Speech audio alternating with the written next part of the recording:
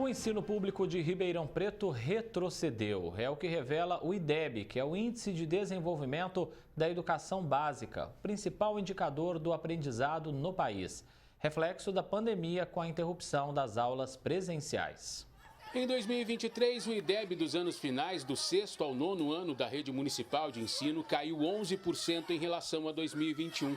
Foi o pior resultado entre as cidades paulistas de médio porte. O indicador considera o desempenho dos alunos em língua portuguesa e matemática e também está abaixo do apresentado em 2019, antes da pandemia de Covid.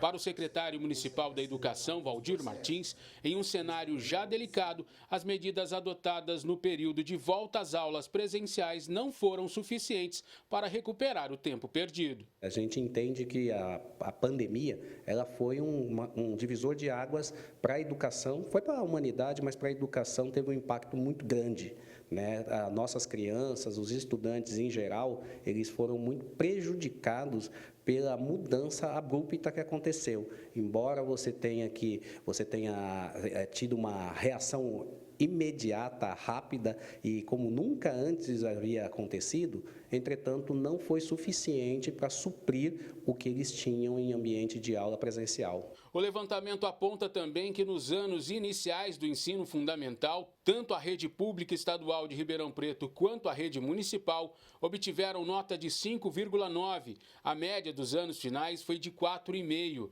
e no ensino médio de 3,9, um desempenho mediano na comparação com outros municípios. As famílias, elas não estavam preparadas. E como elas não estavam preparadas, elas não tinham equipamentos, não tinham acesso à internet que fosse suficiente para rodar alguns arquivos e assistir às próprias aulas, e mesmo também o ambiente familiar, onde a gente sabe que muitas vezes as famílias moram em lugares em que você tem muitas pessoas por quarto ou então por algum cômodo na casa, que prejudica a concentração, prejudica a compreensão e prejudica o aprendizado como um todo. Mesmo passados 5 anos, os reflexos da pandemia ainda marcam as famílias. Aqui na casa da Bruna, os desafios são visíveis. Um dos filhos dela, que entrou no 6º ano, só está aprendendo a ler agora. Ele começou agora, assim, ler a frase completa, mas até então ele não conseguia ler a frase completa.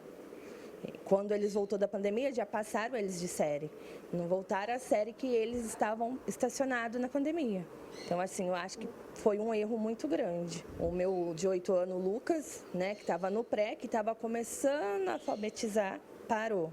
Aí, quando voltou, já voltou para o 1º ano, né? E, assim, hoje ele está com 8 anos, ele ainda tem muita dificuldade de juntar as palavras, de ler. E normalmente, com 8 anos, as crianças começam já a ler. Pouco, mas já começam a ler, né?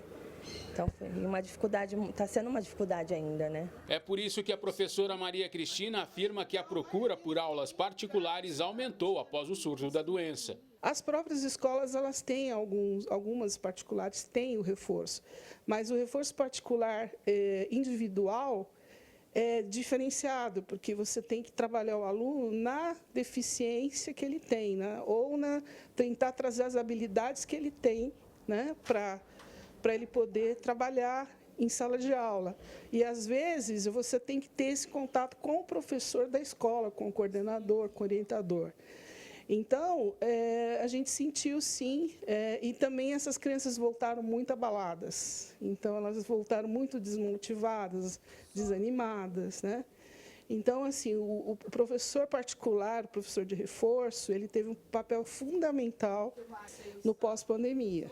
Então, eu conheço, porque eu conheço vários professores, que tiveram um aumento significativo de procura para aulas particulares. A docente ressalta ainda que o principal ponto que deve ser discutido é por que Ribeirão ainda tem dificuldades para avançar em patamares anteriores à pandemia e superar as metas nacionais. Essa questão da recuperação eu não diria nem a curto, nem médio prazo, mas a longo prazo. Então, creio que no Brasil as políticas públicas elas têm que ser permanentes nesse sentido.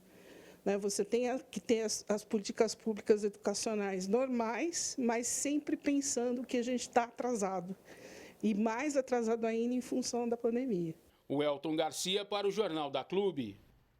E para repercutirmos esse assunto no nosso canal digital da Clube está a psicopedagoga Carla Damasceno. Bem-vinda aqui, Carla. A reportagem mostrou que a educação em Ribeirão ainda não se recuperou lá da pandemia. É esse realmente o cenário? Essa é a única explicação para a gente ter, então, esse índice mais baixo no IDEB na sua análise? Muito boa tarde. Olá, boa tarde. Obrigada pelo convite. Então, nós quando falamos do impacto da Covid-19, ela afetou a educação como um todo no mundo, e Ribeirão não seria diferente. Porém, mesmo após pandemia, mesmo após essa mudança tão abrupta de sair do ensino presencial, passar para o remoto, a falta de conhecimento de informática, tecnologia, ou mesmo a falta de internet ou limitações devido a estudantes que possuem alguma necessidade específica, alguma deficiência, nós não podemos julgar a pandemia como o único fator preponderante para dizer que esses índices estão baixos. Nós temos também que levar em consideração, na nossa cidade, na nossa região, questões muito importantes, como falta de oportunidades, desigualdade social, a pobreza, o ensino não chega da mesma forma para todos os alunos, e mesmo o contexto familiar e a renda dessas famílias mudaram muito, que fez com que muitos pais também ficassem mais fora de casa, com menos tempo e possibilidades para dar o suporte aos seus filhos. Então, é uma série de conjunto de fatores que fazem com que hoje a educação de Ribeirão Preto esteja com um índice mais baixo. Quando a gente analisa também o ensino médio, as mudanças no currículo também não ajudam no estabelecimento de um padrão de ensino? Quando pensamos de forma isolada, na mudança de um currículo, uma padronização de ensino, sempre temos a intenção da melhoria da qualidade do ensino. Isso é um fator benéfico, positivo, porque ele trabalha competências, habilidades, a personalização do ensino ou mesmo a preparação para o mercado de trabalho.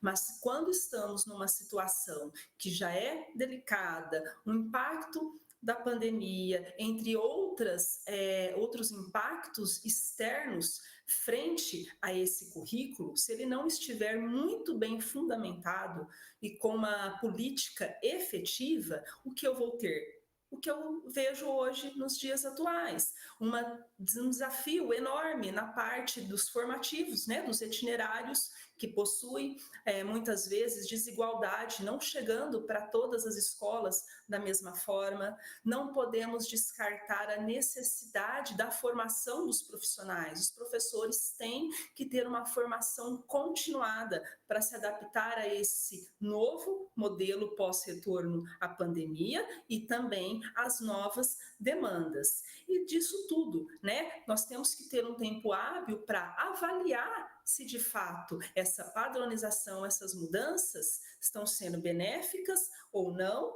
para daí sim, a partir de uma avaliação diagnóstica, saber trilhar os caminhos, e tendo como também base os desafios de forma aparente, aonde nós precisamos mudar e melhorar. Psicopedagoga Carla Damasceno, agradeço muito a sua presença aqui com a gente no Jornal da Clube. Até a próxima oportunidade, viu?